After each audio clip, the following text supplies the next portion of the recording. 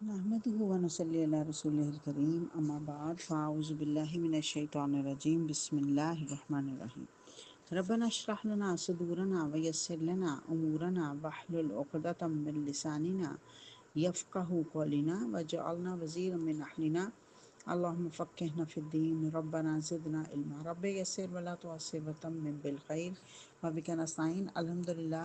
مختصر دورہ قرآن کے سلسلے میں آج ہم 25ویں پارے کو پڑھیں گے جو کہ سورہ حامیم السجدہ کی آیت نمبر 47 سے شروع ہو رہا ہے۔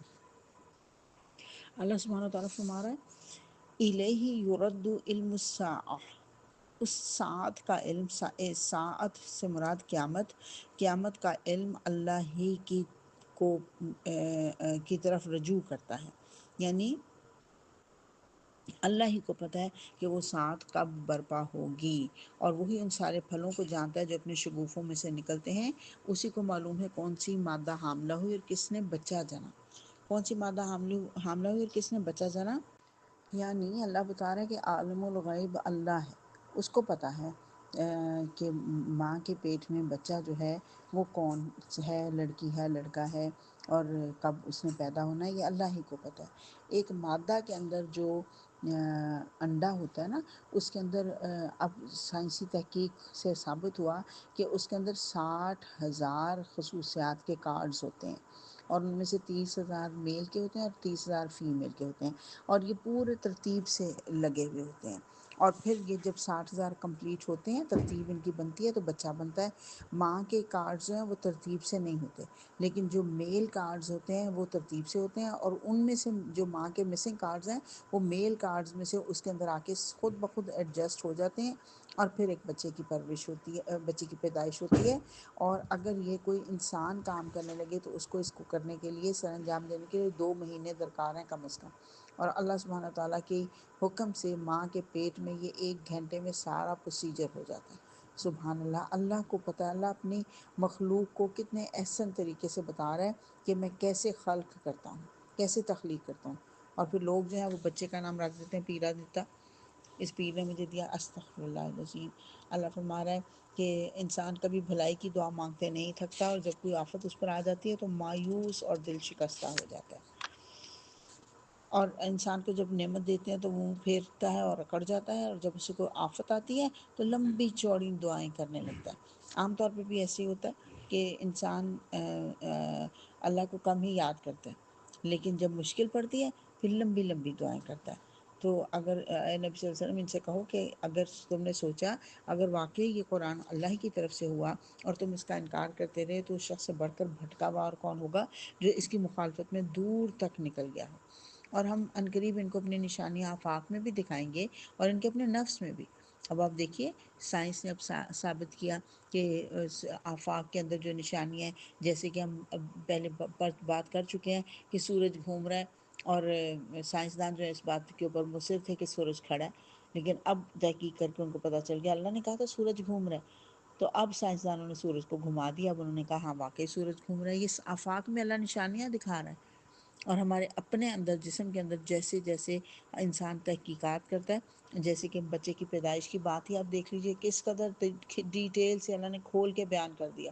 اللہ کہہ رہا ہے تمہارے اپنے نفسوں کے اندر بھی میں نشانیاں دکھاؤں گا تم کو، تاکہ تمہیں یہ بات کھل جائے کہ یہ قرآن واقعی برحق ہے۔ اور اللہ فرما رہا ہے آگاہ رہو، یہ لوگ اپنے رب کی ملاقات کے بارے میں شک رکھتے ہیں، یعنی ان کو یقین نہیں ہے، ان کا رویہ ایسا ہے کہ لگتا ہے ان کو یقین نہیں ہے کہ انہیں ایک دن اللہ سے ملنا ہے، اور سن رکھو وہ ہر چیز پر محیط ہے۔ الحمدللہ سورہ حامیم السجدہ مکمل ہوئی، اور سورہ شورا مکی صورت ہے، 5 رکوع ہیں، 53 آیات ہیں۔ بسم اللہ الرحمن الرحیم۔ حامیم عین سین قاف، حروف مقطعات ہیں، اور یہاں پہ 2 حروف مقطعات ہیں، 2 جوڑے حروف مقطعات کے اس صورت میں۔ اللہ فرما رہا ہے کذالک یوحی الیک والی الذین من قبلک، اے محمد صلی اللہ علیہ وسلم اللہ تعالیٰ نے اس وحی آپ کی طرف بھیجی، اور آپ سے پہلے ہوئے رسولوں کی طرف بھی اللہ وحی کرتا رہا۔ آسمان اور زمین میں جو کچھ ہے سب اسی کا ہے، قریب ہے کہ اس آسمان اوپر سے پھٹ پڑے، یعنی فرشتے اپنے رب کی حمد کے ساتھ اس کی تسبیح کریں۔ آسمان پھٹ پڑنے سے مراد ہے کہ جس طرح کی یہ گستاخیاں اللہ کی شان میں کر رہے ہیں، جیسے اللہ کا بیٹا بنا دیا اور اس طرح کی باتیں کر رہے ہیں، یہ اتنی سری بات ہے، اتنی یہ بڑا جرم ہے کہ اس کے وجہ سے لگتا ہے کہ آسمان پھٹ جائے گا، اتنی سخت بات کر رہے ہیں یہ۔ اور فرشتے اپنے رب کی حمد کے ساتھ اس کی تسبیح کریں اور زمین والوں کے حق میں درگزر کی درخواستیں کیے جاتے ہیں۔ کل ہم نے پڑھا تھا فرشتے سفارش کرتے ہیں اپنے نیک بندوں کے لیے۔ اللہ کہہ رہا ہے وہ عبادت کر رہے ہیں خود، اور پھر لوگوں کے لیے، انسانوں کے لیے درگزر کی درخواستیں کر رہے ہیں۔ سبحان اللہ۔ اور ہم ایسے ڈھیٹ ہیں کہ ہمیں اپنی غلطیوں کا احساس ہی نہیں ہوتا۔ اور اللہ فرما رہا ہے اللہ غفور الرحیم ہے۔ اور اے نبی صلی اللہ علیہ وسلم، یہ قرآن عربی ہم نے تمہاری طرف وحی کیا ہے تاکہ تم بستیوں کے مرکز شہر مکہ اور اس کے گرد و پیش رہنے والوں کو خبردار کر دو اور جمع ہونے کے دن سے ڈرا دو۔ یہ قرآن عربی بھیجا گیا اور اس لیے تاکہ اس کے ذریعے سے لوگوں کو ڈرایا جائے۔ اور اللہ فرما رہا ہے کہ تمہارے اندر اللہ تعالیٰ نے تمہارے ہم جنس جوڑے پیدا کیے اور جانوروں میں بھی اسی طرح سے ان کے ہم جنس جوڑے پیدا کیے، اور اس طرح سے اللہ تعالیٰ تمہاری نسلوں کو پھیلاتا چلا جاتا ہے۔ اور اللہ نے تمہارے لیے دین کا وہی طریقہ مقرر کیا جس کا حکم اس نے نوح کو دیا تھا، اور اے محمد صلی اللہ علیہ وسلم وحی کے ذریعے یہ تمہاری طرف بھیجا جا رہا ہے۔ اس سے پہلے ابراہیم اور موسیٰ اور عیسیٰ کو دے چکے ہیں، اس ہدایت کے ساتھ کہ دین کو قائم کرو اور اس میں متفرق نہ ہو، جو یعنی دین کے اندر بگاڑ پیدا نہ ہو، دین جو ہے ٹکڑے ٹکڑے نہ کر لیا جائے۔ ہر نبی کو یہی حکم دیا گیا، لیکن ان کے اندر جو تفرقہ برپا ہوا اس کی وہ علم آ جانے کے بعد ہوا، کیونکہ وہ ایک دوسرے پر زیادتی کرنا چاہتے تھے۔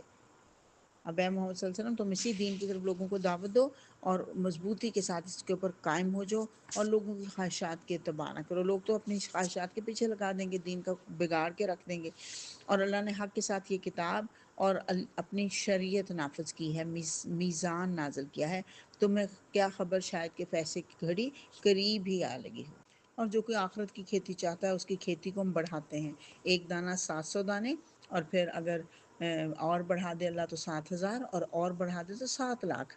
اور اللہ فرما رہا ہے اس کو ہم بڑھاتے چلے جاتے ہیں، لیکن جو دنیا کی کھیتی چاہتا ہے اسے دنیا میں سے دے دیتے ہیں، مگر آخرت میں پھر اس کا کوئی حصہ نہیں، کیونکہ آخرت کے لیے تو وہ کام ہی نہیں کر رہے۔ اور اللہ فرما رہا ہے کہ اللہ نے تمہارے لیے دین کا وہ طریقہ مقرر کیا ہے جس کا اللہ نے تمہیں حکم دیا ہے۔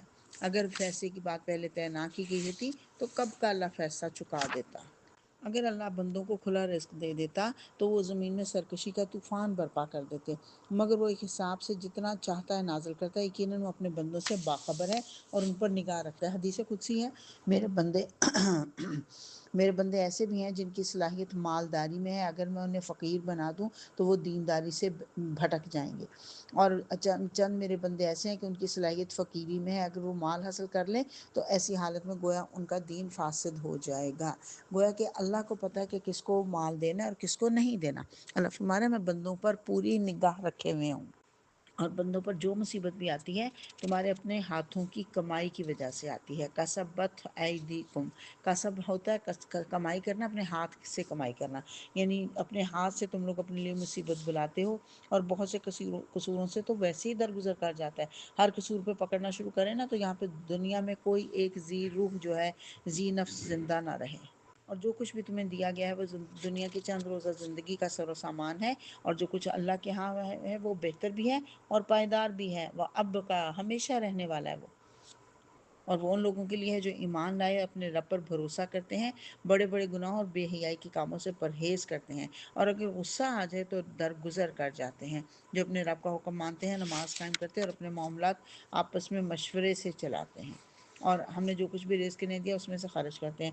مشورے کی بات یہاں پہ آئی کیونکہ حضور صلی اللہ علیہ وسلم نے فرمایا مشورہ لیا کرو اور بہتر فیصلہ کیا کرو، اور پھر توکل علی اللہ کیا کرو، یعنی مشورہ حضور صلی اللہ علیہ وسلم خود بھی لیا کرتے تھے، اور دوسروں کو بھی تلقین کریں کہ مسلمانوں کو کہ وہ بھی مشورہ لیا کرے۔ اور پھر اللہ فرما رہا ہے کہ برائی کا بدلہ ویسی ہی برائی ہے، پھر جو کو معاف کر دے اور اصلاح کرے اس کا اجر اس کے اللہ کے ذمے ہے۔ اور اللہ فرمایا جو صبر کریں اور درگزر سے کام لیں تو بے شک یہ بہت اولو العزمی کے کاموں میں سے ہیں۔ یہ آیت نمبر 36 سے لے کے آیت نمبر 43 تک اللہ نے 10 بڑے بڑے کام بتائے جن کو عزم الامور کہا گیا، یعنی بڑے ہی حوصلے والے لوگ یہ کام سر انجام دے سکتے ہیں۔ 10 خصوصیات ایمان والوں کی بیسیکلی بتائی گئی ہیں۔ اور پھر اللہ بتا رہا ہے کہ ظالموں کو جب جہنم کے لاگے لایا جائے گا تو وہ ذلت کے مارے نگاہیں جھکی ہوئی ہوں گی اور وہ کنکھیوں سے اس کو دیکھ رہے ہوں گے، اور اصل نقصان میں یہی لوگ رہے جو خود بھی جہنم میں جائیں گے اور اپنے متعلقین کو بھی نقصان میں ڈال دیا جنہوں نے۔ ہم سورہ تحریم میں پڑھیں گے، اللہ فرماتا ہے قُوا انفسکم واہلیکم نارا، اپنے آپ کو اور اپنے گھر والوں کو جہنم کی آگ سے بچاؤ۔ اور ان کے بارے میں کہا جا رہا ہے کہ خود بھی جہنم میں جائیں گے، اپنے بچوں کو بھی جہنم میں لے جائیں گے۔ حضور صلی اللہ علیہ وسلم نے فرمایا ایک عورت اپنے ساتھ 4 مردوں کو جہنم میں لے جائے گی، اپنے باپ کو، اپنے شوہر کو، اپنے بھائی کو، اپنے بیٹے کو، یعنی اگر وہ بے حیائی کے کام کرتی، بے حیا لباس پہنتی ہے تو اس کا باپ، بھائی، شوہر، بیٹا اگر اس کو دیکھ کے اس کو روکتا نہیں ہے تو پھر وہ ان کو ساتھ ساتھ خود بھی جہنم میں جائے گی اور اپنے ساتھ ساتھ ان اپنے رشتہ داروں کو بھی جہنم میں لے جائے گی۔ استغفر اللہ العظیم واتوب الیہ۔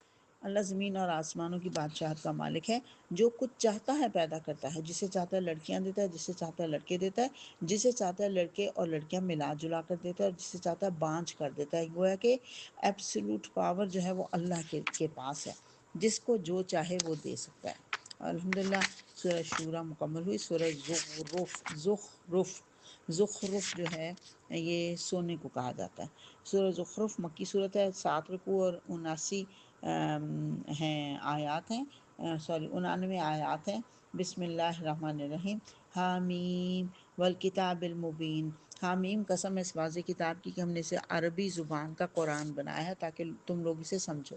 اس کا مطلب ہے عربی سیکھنا ضروری ہے تاکہ قرآن کو سمجھ سکیں۔ ایسے ہی ہے نا، اردو میں ہم پڑھ رہے ہیں کیونکہ ہمیں عربی آتی نہیں ہے، اور یہ ام الکتاب میں درج ہے۔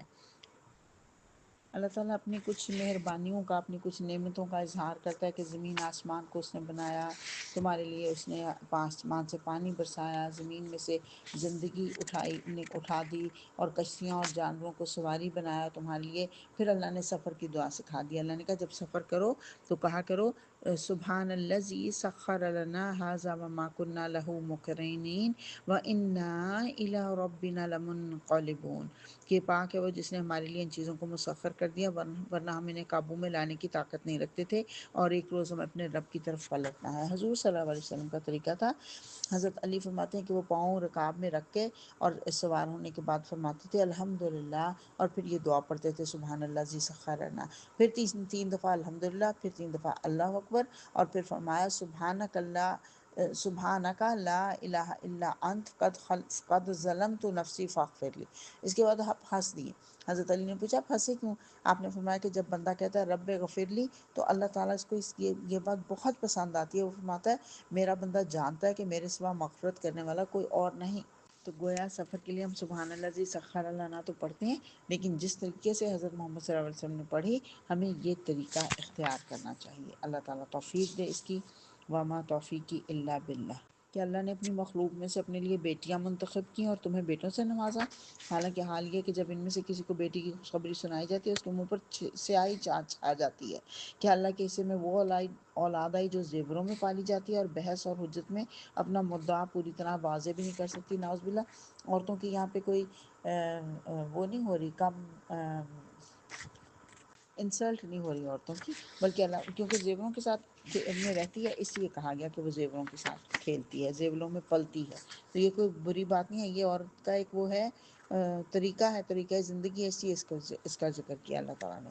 اور اللہ فرما رہا ہے کہ یہ اتنے گستاخ ہو گئے ہیں کفار کے، وہ کہتے ہیں کہ اگر اللہ چاہتا تو ہم ان کی عبادت کبھی نہ کرتے، ان کو کبھی نہ پوچھتے، اور یہ اس معاملے کی حقیقت کو قطعی نہیں جانتے۔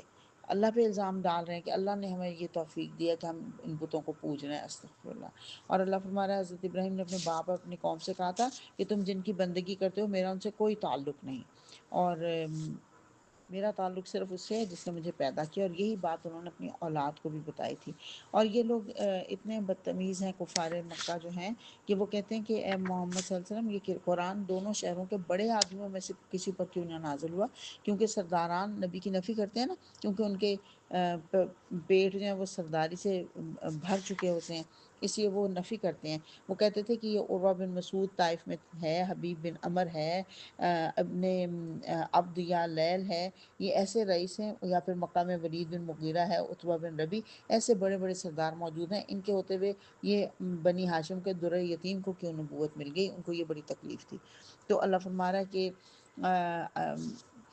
کیا تیرے رب کی رحمت یہ لوگ تقسیم کریں گے؟ تیرے رب کی رحمت اس دولت سے بہت زیادہ ہے جو یہ لوگ سمیٹ رہے ہیں۔ اگر اللہ چاہے تو اللہ ان لوگوں کے گھر جو ہیں وہ سونے کے بنا دے، ان کی چھتیں اور سیڑھیاں جن سے یہ اوپر چڑھتے ہیں وہ سب سونے چاندی کے بنا دیں۔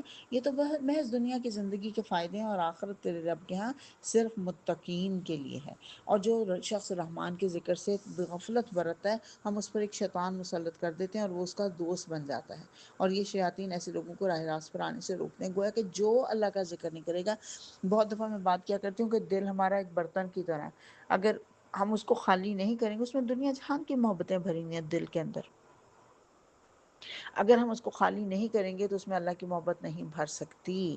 تو یہاں پہ یہی کہا جا رہا ہے کہ جو اللہ کے ذکر سے غافل رہا، کون غافل ہوتا ہے اللہ کے ذکر سے؟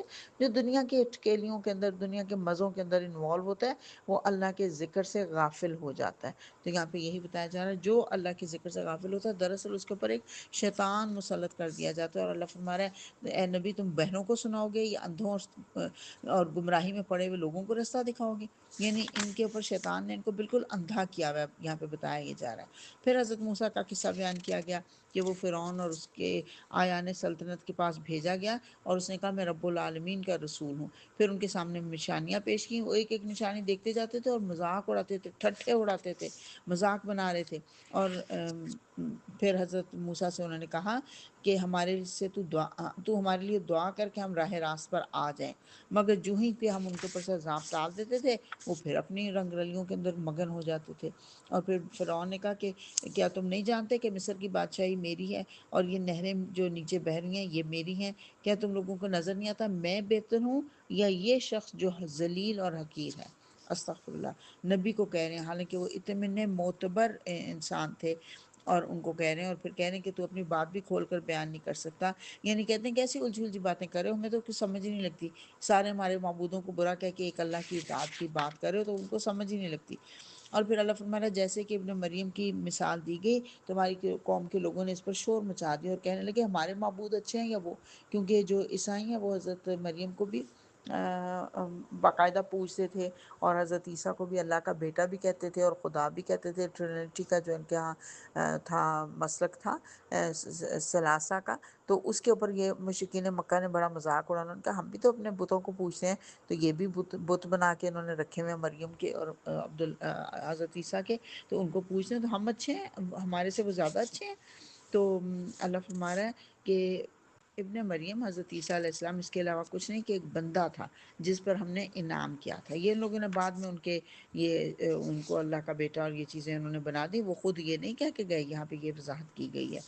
اور اب کیا ایسی چیز کے منتظر ہیں کہ اچانک ان کے اوپر قیامت آ پڑے اور انہیں خبر بھی نہ ہو، اور وہ دن وہ ہوگا جب متقین کو چھوڑ کر باقی سب دوست ایک دوسرے کے دشمن ہو جائیں گے، کوئی کسی کے قریب نہیں آئے گا کہ میرے سے نیکیاں نہ لے لیں۔ اور رہے مجرمین تو وہ ہمیشہ جہنم کے عذاب میں مبتلا رہیں گے، اور ان کے عذاب میں کبھی کمی نہیں کی جائے گی۔ اچھا اے نبی صلی اللہ علیہ وسلم ان سے درگزر کرو اور کہہ دو کہ سلام ہے، تمہیں عنقریب انہیں معلوم ہو جائے گا۔ گویا کہ اگر کوئی بحث مباحثے میں پڑے ہوئے ہیں تو اس بہتر یہ ہے بجائے اس کے ان سے بحث مباحثہ کیا جائے، ان کو کہا جائے تمہیں سلام ہے، اور ان سے بحث نہ کی جائے بغیر وجہ کے۔ سورۃ زخرف مکمل ہوئی، اور سورۃ دخان، دخان کہتے ہیں دھوئیں کو۔ حضور صلی اللہ علیہ وسلم نے فرمایا تھا جب مخالفت بہت زیادہ ہوگی، آپ نے دعا کی کہ اللہ یوسف کے قحط جیسے قحط سے میری مدد فرما۔ حضور کا خیال تھا صلی اللہ علیہ وسلم کا کہ جب ان لوگوں پر مصیبت پڑے گی تو انہیں اللہ یاد آ جائے گا، ان کے دل نصیحت قبول کرنے کے لیے نرم پڑ جائیں گے، مگر اللہ تعالیٰ نے آپ کی دعا قبول فرمائی، اور سارے علاقے میں ایسا زور کا قحط پڑا کہ لوگ بلبلا اٹھے۔ آخر عبداللہ بن مسعود نے خاص طور پر ابو سفیان کا نام لیا، وہ حضور صلی اللہ علیہ وسلم کے پاس آئے، دعا کی، ان سے درخواست کی کہ آپ اللہ سے دعا کیجئے کہ ہماری اس مصیبت سے نجات دے دیں۔ اس کے اوپر پھر اللہ تعالیٰ نے یہ صورت نازل کی۔ سورۃ دخان مکی صورت ہے، 3 رکوع ہیں، 59 آیات ہیں۔ بسم اللہ الرحمن الرحیم۔ حامیم والکتاب المبین، قسم ہے اس کتاب، حامیم حروف مقطعات، قسم ہے اس کتاب مبین کی کہ جس ہم نے اسے ایک بڑی خیر و برکت والی رات میں نازل کیا ہے۔ یہ خیر و برکت والی رات کون سی ہے؟ لیلۃ القدر، کیونکہ ہم پڑھتے ہیں سورہ اس میں قدر میں بھی کہ انا انزلناہ فی لیلۃ القدر، اور یہاں پہ فرمائے گا کہ انا انزلناہ فی لیلۃ مبارکہ، تو لیلۃ القدر اور لیلۃ المبارکہ ایک ہی رات ہے۔ ہمارے ہاں یہ جو غلط العام ہو گیا ہے کہ 15 شعبان جو ہے وہ ہے لیلۃ المبارکہ، تو ایسا ہرگز نہیں ہے۔ لیلۃ المبارکہ لیلۃ القدر ہی ہے۔ ہاں 15 شعبان کے بارے میں ایک حدیث ملتی ہے جس میں بتایا گیا کہ 15 شعبان کو انسان کے اعمال اللہ کے حضور پیش کیے جاتے ہیں، لیکن 15 شعبان کو روزہ رکھنا اور 15 شعبان کو خاص عبادات کرنا قطعاً کچھ بھی ثابت نہیں ہے، ان بدعات کے اندر نہیں پڑنا چاہیے۔ اللہ فرما رہا ہے اچھا انتظار کرو اس دن کا جب آسمان سری دھواں لیے ہوئے آئے گا اور وہ لوگوں پر چھا جائے گا، یہ ہے دردناک سزا۔ حضرت اسید بن غفاری کہتے ہیں کہ ہم قیامت کے بارے میں بحث کر رہے تھے، حضور صلی اللہ علیہ وسلم تشریف لائے اور فرمایا کہ قیامت قائم نہیں ہوگی جب تک 10 نشانیاں نہ دیکھ لو، اور ان میں سب سے پہلی آپ نے دھواں بتایا، دھواں چھا جائے گا۔ تو یہ بھی جب قحط ہوا تھا نا، تو اس وقت بھی ان کو ہر وقت دھواں ہی دھواں نظر آتا تھا، کیونکہ کھانے پینے کو کچھ تھا نہیں، بھوکے پیٹ پھرتے تھے، تو ایسے ہی ہر وقت لگتا تھا ہر طرف دھواں ہی دھواں ہے۔ تو اللہ تعالیٰ کہہ رہا ہے ایسا ہی منظر پیش ہوگا جب قیامت برپا ہو جائے گی۔ اور ان سے پہلے ہم نے فرعون کی قوم کو بھی اسی آزمائش میں ڈال دیا، اور ان کے پاس ایک نہایت شریف رسول آیا، اس نے کہا اللہ کے بندوں کو میرے حوالے کر دو، میں تمہارے لیے ایک امانت دار رسول ہوں، اللہ کے مقابلے میں سرکشی نہ دکھاؤ، لیکن انہوں نے اس کی بات نہیں مانی۔ آخر اس نے اپنے رب کو پکارا کہ یہ لوگ مجرم ہیں، جواب دیا گیا کہ اچھا تو راتوں رات میرے بندوں کو لے کر چلا جا، یہ سارا لشکر غرق ہو جانے والا ہے۔ اور پھر اللہ فرما رہا ہے کہ ہم نے اس کو فرعون کو ایک عبرت بنا کر دنیا کے اندر چھوڑ دیا، اور یہ لوگ کہتے ہیں ہماری پہلی موت کے سوا اور کچھ نہیں، اس کے بعد ہم دوبارہ اٹھائے جانے والے نہیں، اگر تم سچے ہو تو ہمارے باپ دادا کو اٹھا لو۔ اللہ نے یہ تو نہیں کہا کہ دنیا میں ان کو بھیج دیا جائے گا اٹھا کے، وہ تو اللہ نے کہا قیامت کے دن اٹھایا جائے گا۔ اور یہ کہتے ہیں کہ یہ بہتر ہے یہ طبع کی قوم اور اس سے پہلے کے لوگ، ہم نے ان کو اسی بنا پر تباہ کیا کہ وہ مجرم ہو گئے تھے۔ یہ طبع کے لوگ کون ہیں؟ قبیلہ حمیر کی شاخ ہے، اور کہتے ہیں کہ بہت ہی یہ قوم سبا سے تعلق تھا ان کا، اور بہت شاندار زندگی گزارے تھے، سونے چاندی کے برتنوں میں کھانے پکاتے تھے اور کھانے کھاتے تھے، عود کی لکڑی جلا کر کھانا پکاتے تھے۔ ان کا پورا علاقہ اتنا خوشبوؤں سے بھرا ہوتا تھا کہ دور سے ساحلی علاقے پہ رہتے تھے، یہ سمندر کے کنارے، دور سے جہاز گزرتے تھے نا تو وہ پہچان جاتے تھے کہ اب طبع کا علاقہ آ گیا، کیونکہ اتنی خوشبوئیں ہر طرف بکھری ہوئی ہوتی تھیں۔ اور اللہ نے فرمایا کیسی شاندار ان کی زندگی تھی، تہذیب تھی، لیکن اللہ نے ان کو تباہ و برباد کر دیا، کیونکہ اللہ فرما رہا ہے میں نے دنیا کو کھیل کے طور پر نہیں بنایا۔ اور پھر اللہ فرما رہے ہیں جہنمیوں کو زقوم کا درخت کھلایا جائے گا، تیل کی تلچھٹ جیسا پیٹ میں اس طرح جوش کھائے گا جسے کھولتا ہوا پانی جوش کھاتا ہے۔ حضور صلی اللہ علیہ وسلم نے فرمایا کہ زقوم کا ایک قطرہ اگر سمندر میں گرا دیا جائے پورے سمندر زہریلے ہو جائیں، اتنا یہ گندا اور زہریلا، استغفر اللہ۔ اور اللہ فرما رہا ہے کہ اے نبی صلی اللہ علیہ وسلم ہم نے اس کتاب کو تمہاری زبان میں آسان بنا دیا ہے تاکہ لوگ نصیحت حاصل کریں، اب تم بھی انتظار کرو، یہ بھی انتظار کر رہے ہیں، یعنی یہ ان کو یقین نہیں آ رہا نا، اب یہ انتظار کر رہے ہیں تو اب تم بھی انتظار کرو کہ ان کے اوپر کب عذاب نازل ہوگا۔ الحمدللہ سورہ جاسیہ مکی صورت ہے، 4 رکوع اور 37 آیات ہیں۔ بسم اللہ الرحمن الرحیم۔ حامیم تنزیل الکتاب من اللہ العزیز الحکیم۔ حامیم حروف مقطعات، اس کتاب کا نزول اللہ کی طرف سے ہے جو زبردست اور حکیم ہے۔ حقیقت یہ ہے کہ آسمانوں اور زمین میں بے شمار نشانیاں ہیں ایمان لانے والوں کے لیے، اور تباہی ہے ہر اس جھوٹے بدعمل شخص کے لیے جس کے سامنے اللہ کی آیات پڑھی جاتی ہیں اور وہ ان کو سنتا ہے، پھر پورے تکبر کے ساتھ اپنے کفر پر اس طرح اڑا رہتا ہے کہ گویا اس نے ان کو سنا ہی نہیں۔ یہ اسے دردناک عذاب کی خوشخبری دے دو۔ یہ قرآن تو سراسر ہدایت ہے، لیکن ان لوگوں کے لیے دردناک عذاب ہے جنہوں نے اپنے رب کی آیات کو ماننے سے انکار کر دیا۔ اور اللہ فرماتا ہے سمندر میں کشتیاں چلاتا ہوں، اور اپنی نشانیوں کا ذکر کر کے کہتا ہے کہ ایمان لانے والوں سے کہہ دو کہ جو لوگ اللہ کی طرف سے برے دن آنے کا کوئی اندیشہ نہیں رکھتے، ان کی حرکتوں پر درگزر سے کام لیں تاکہ اللہ خود ایک گروہ کو اس کی کمائی کا بدلہ دے دے۔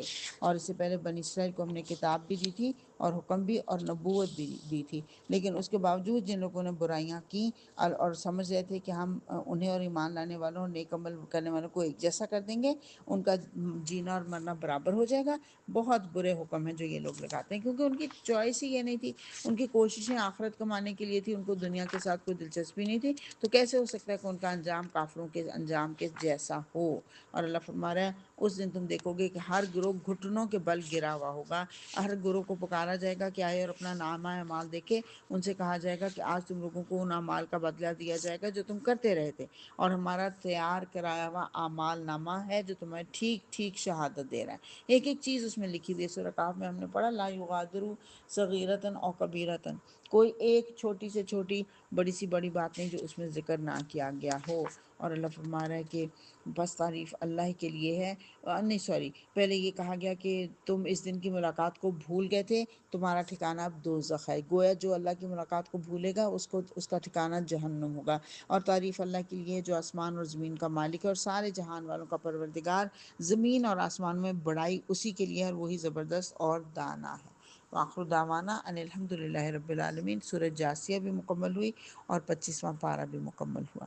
اللہم آنس واشتینا فی قبورنا، اللہم ارحمنا بالقرآن العظیم واجعلہ لنا اماما ونورا وہدی ورحمہ، اللہم ذکرنا منہ ما نسینا وعلمنا منہ ما جہلنا وارزقنا تلاوتہ آناء اللیل وآناء النہار واجعلہ لنا حجتیں یا رب العالمین۔